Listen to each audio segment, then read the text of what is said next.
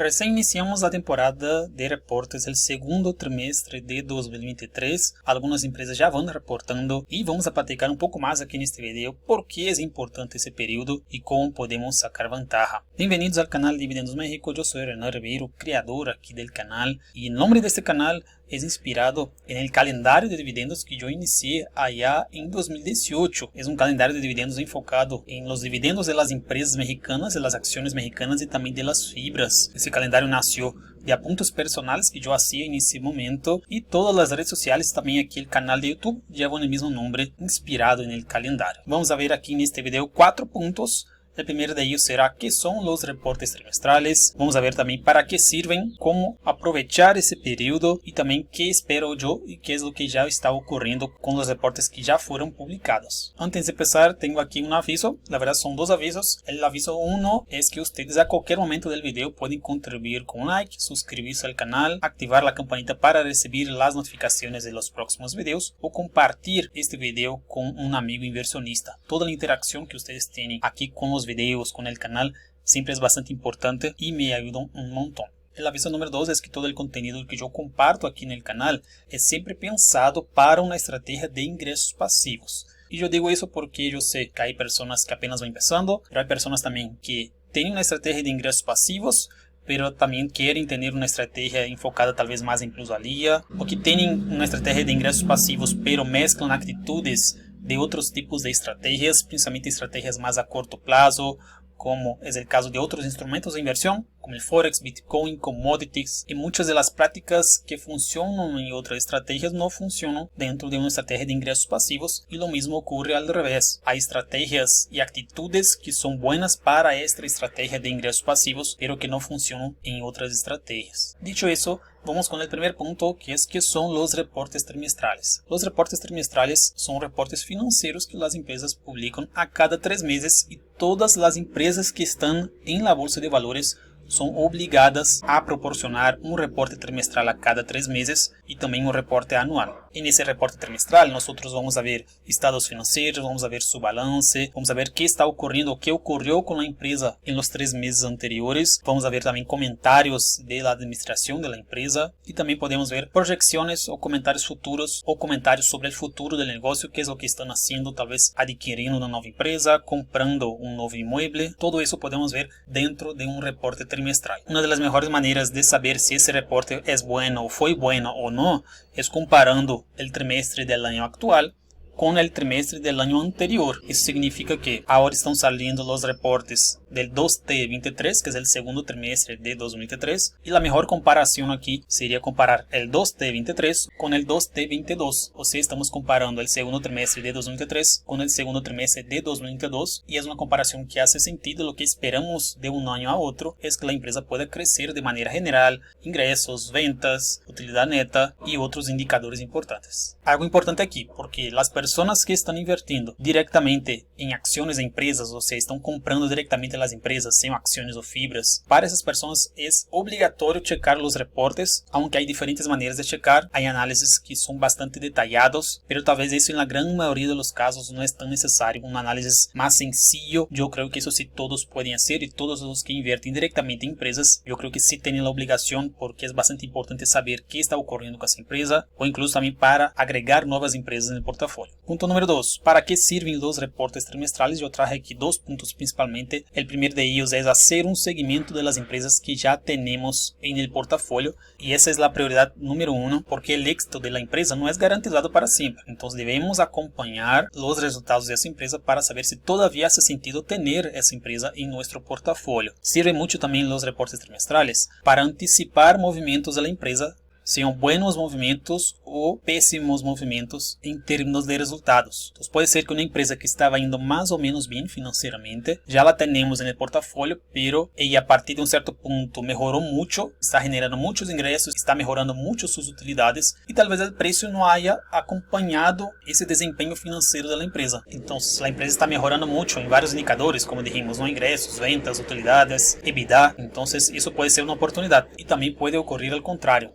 pode ser que a empresa que agregamos já em nosso portafolio, que já levamos um tempo com essa empresa no portafolio, empiece a partir de algum momento a ir muito mal financeiramente. Pode ser que talvez cambiou a administração, essa empresa já empieza a ter talvez graves problemas e a través de los reportes trimestrales e também de los reportes anuales podemos darnos cuenta antes de que sea demasiado tarde y con eso vender los títulos y no estar con una empresa que es mal administrada financieramente. Proporcionando ejemplos reales, yo tenía cuando empecé a invertir una gran cantidad de mi portafolio en fibra HD, que era una fibra que en ese entonces aumentaba ligeramente el dividendo, que pagaba mensualmente y yo tenía la visión en ese momento, la opinión, con el conocimiento que yo tenía en ese momento, que Fibra HD era la mejor empresa porque pagaba mensual. Con el tiempo, Fibra HD fue dejando de aumentar los dividendos, incluso fue disminuyendo los dividendos y poco a poco yo me fui deshaciendo de esa inversión. Pero logré todavía salir con poca pérdida y sumando los dividendos todavía salí con una plusvalía. Pero ¿qué pasó con Fibra HD de los últimos 4, 5, 6 años para acá? Fibra HD hoy vale menos de un tercio de lo que valía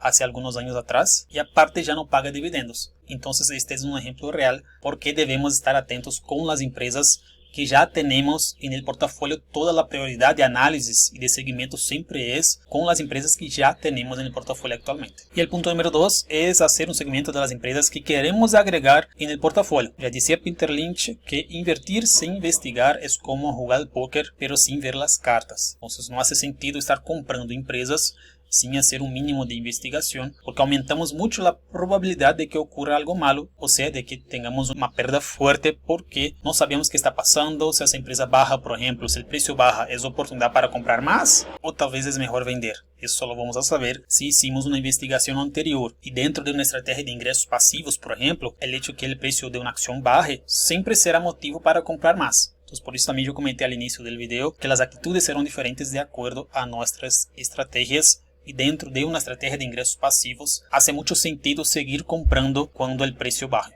El punto número 3 es cómo aprovechar ese periodo de reportes trimestrales. Y es bastante importante estar atentos aquí en esta temporada porque suele ser un periodo de mayor volatilidad. O sea, las empresas empiezan a reportar sus estados financieros, sus resultados financieros del trimestre que pasó y nosotros cómo podemos saber si ese resultado como tal fue bueno o no. O sea, la empresa reportó que subió un 6% en comparación al mismo trimestre del año anterior. Ese 6% como tal, mirando de una manera aislada, puede ser un buen número, pero para saber si realmente está bien o no, siempre debemos comparar con algo. Y lo que suele pasar en el mercado es que hay un consenso de analistas de diferentes empresas en relación a lo que podría llegar a pasar con los resultados de esa empresa. Entonces puede ser que los analistas decían que debería subir sus ingresos en un 15% del año anterior para este año, pero solo subió un 6%. Entonces, aunque haya subido un 6% y que sea bueno que haya subido los ingresos, pero por estar muy diferente en relación a lo que los analistas pensaban, entonces aquí podría pasar que el precio podría bajar en lugar de subir,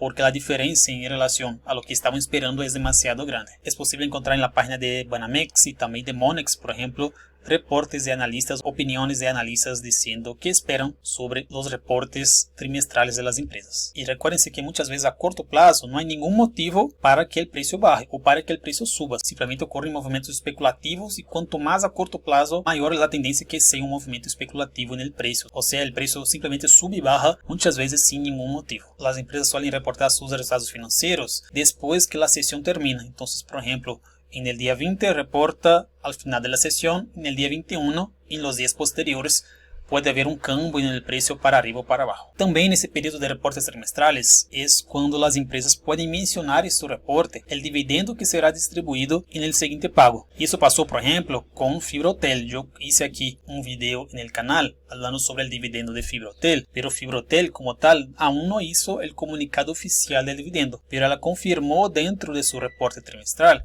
la fecha que iba a pagar el dividendo, el monto y también el concepto. Y con esa información ya puedo hacer el anuncio de dividendo de Fibrotel. O sea, puede ser que la empresa solo va a comunicar, a confirmar el dividendo después de varios días, después de varias semanas, incluso después de varios meses. Pero puede ser que en un reporte específico ela ya haya mencionado esa información del dividendo y con eso podemos anticiparnos. O sea, puede ser que en un mes la empresa va a pagar el dividendo, ya confirmó eso en el reporte trimestral, pero desde que hizo el reporte y desde que pagó el dividendo, pode ser que logo aqui uma semana depois de publicar o reporte, ela tenha um preço muito atrativo para comprar. Então, se eu antecipo minha compra, já sabendo que ela vai pagar o dividendo nessa fecha, e com isso evito de comprar mais caro aqui cerca da fecha ex derecho. Os que me acompanham já sabem que cerca da fecha ex derecho é quando o preço suele subir mais, porque um dia antes da fecha ex derecho é o límite para comprar e poder participar no dividendo. O que espero eu desse período então, e que é o que já está ocorrendo? Eu espero principalmente duas coisas. Empresas que estão dolarizadas terão seus ingressos afetados. Aqui entram várias fibras, incluso isso na publicação ou nas redes sociais comentando sobre as fibras que estão mais dolarizadas. Esse foi um conteúdo que eu publiquei em Mais Dividendos. Hicimos há algumas semanas uma sessão em vivo falando sobre as fibras dolarizadas. E também algumas empresas que têm muitos ingressos em dólar também se verão afetadas, como é o caso de Grupo México, por exemplo, Orbia, Vesta. E se os ingressos serão afetados, também os dividendos serão afetados.